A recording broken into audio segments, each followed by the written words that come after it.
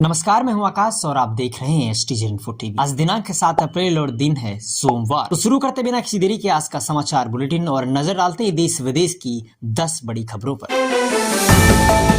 मुख्यमंत्री योगी आदित्यनाथ ने किया एथेनॉल प्लांट का उद्घाटन। बोले, अब देश में एथेनॉल से चलेंगी गाड़ियां और हवाई जहाज। गोरखपुर के सहजनवा में आज एक नया इतिहास रचा गया। मुख्यमंत्री योगी आदित्यनाथ ने 30 एकड़ में फैले केयान डिस्टिलरी प्लांट का उद्घाटन किया। इस अत्याधुनिक प्लांट में अनाज से इथेनॉल का उत्पादन होगा। सीएम योगी ने इसे सिर्फ एक प्लांट नहीं बल्कि किसानों की समृद्धि का केंद्र बताया। उन्होंने कहा, अब वो दिन दूर नहीं जब देश की सड़कें और आसमान इथेनॉल की ताकत से दौड़ेंगे। इस प्लांट से न सिर्फ डीजल पेट्रोल पर हमारी निर्भरता घटेगी बल्कि किसानों की आमदनी भी बढ़ेगी और देश को हर साल 7 से 8 लाख करोड़ की विदेशी मुद्रा की बचत होगी।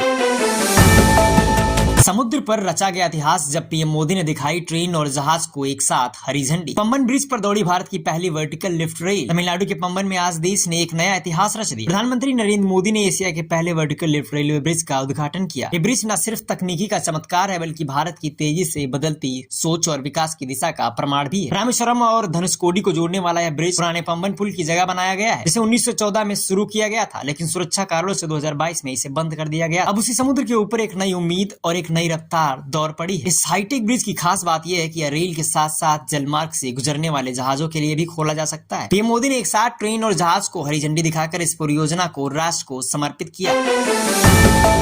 गोरखपुर को मिला नया मनोरंजन पार्क। सीएम योगी ने किया कार्निवल ऑफ ड्रीम्स का लोकार्पण। गोरखपुर के बच्चों और युवाओं को मिला एक शानदार तोहफा। मुख्यमंत्री योगी आदित्यनाथ ने रामगढ़ ताल परियोजना के तहत बने कार्निवल ऑफ ड्रीम्स पार्क का उद्घाटन किया। खास बात यह रही कि उद्घाटन फीता किसी वीआईपी ने नहीं बल्कि एक नन्ही बच्ची ने काटा, वो भी सीएम के हाथ थामकर। 10 करोड़ की लागत से बनी इस एडवेंचर पार्क में थ्रिल, खेल और मनोरंजन का अद्वितीय संगम देखने को मिलेगा। उद्घाटन के बाद सीएम खुद बच्चों के साथ संवाद करते नजर आए और प्राधिकरण की इस पहल की खुलकर सराहना की।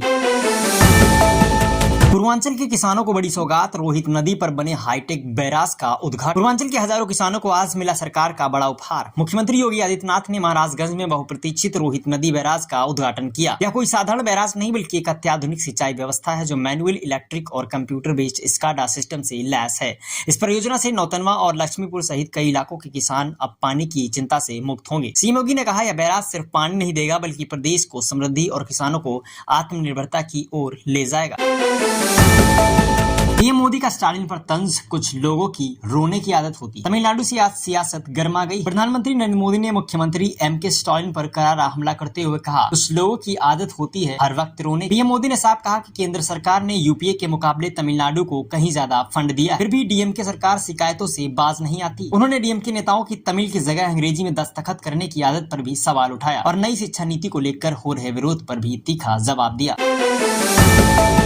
मंच पर भाषण देते हुए गिरी 20 साल की छात्रा, हार्ट अटैक से हुई मौत। महाराष्ट्र के धाराशिव जिले से आई ये खबर आपको झकझोर देगी। कॉलेज के मंच पर आत्मविश्वास के साथ भाषण देती एक 20 साल की छात्रा अगले ही पल जमीन पर गिर जाती है। जी हां, परंडा तालुका में एक शैक्षणिक कार्यक्रम के दौरान छात्रा को अचानक हार्ट अटैक आ गया। मंच पर ही उसकी मौत हो गई। इस पूरी घटना का वीडियो अब सोशल मीडिया पर वायरल हो चुका है। वीडियो में दिखता है छात्रा पूरी तैयारी के साथ मंच पर बोल रही होती है, लेकिन कुछ सेकंड बाद उसकी आवाज थम जाती है। वो लड़खड़ाती है और फिर मंच पर गिर पड़ती है और मौके पर ही उसकी मौत हो जाती है। इस घटना ने एक बार फिर से युवाओं में बढ़ती हृदय समस्याओं को लेकर चिंता बढ़ा दी है। सवाल ये उठता है, क्या बदलती लाइफस्टाइल और तनाव की वजह से अब कॉलेज के छात्र इस तरह की गंभीर बीमारियों के शिकार हो रहे हैं? जांच जारी है, लेकिन इस घटना ने पूरे राज्य को गहरे सदमे में डाल दिया है।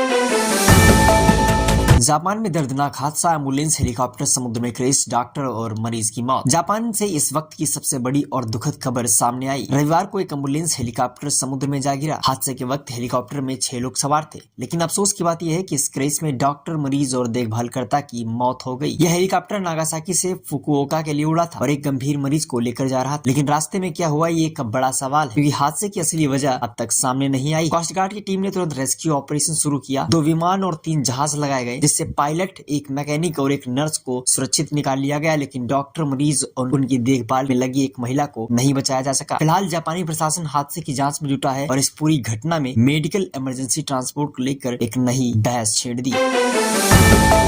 STJ इन्फो टीवी पर फिलहाल के लिए इतना ही। देश दुनिया की हर बड़ी और जरूरी खबर सबसे पहले और सबसे सटीक तरीके से पाने के लिए जुड़े रहिए हमारे साथ। मैं हूं आकाश, फिर मिलूंगा एक नई रिपोर्ट के साथ। तब तक के लिए नमस्कार, जय हिंद, वंदे मातरम।